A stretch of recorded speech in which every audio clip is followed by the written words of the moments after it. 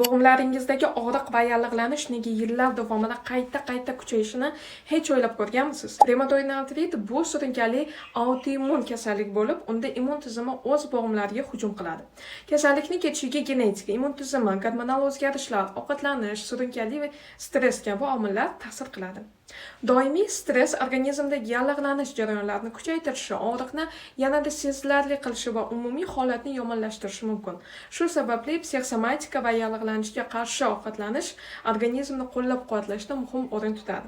Shu sababli men sizlar uchun 7 kunlik bepul marafon tayyorladim. Marafon davomida siz stress va hissiyotlaringizni aynan organizmga qanday ta'sir qilishini, psixosomatik omillarni tushunishni, yallig'lanishga qarshi ovqatlanishning asosiy tamoyillarini, kundalik hayotda qo'llash mumkin bo'lgan oddiy amaliy usullarni o'rganasiz. Agar siz sog'lig'ingizni yangi tomondan kashf etmoqchi bo'lsangiz va organizmning kompleks qo'llab-quvvatlashni istasangiz, ushbu marafonga albatta qo'shiling. Izohlarda marafon so'zini yozib qoldiring va direktga plus belgisini yuborib qo'ying. Men barcha ma'lumotlarni siz bilan ulashaman.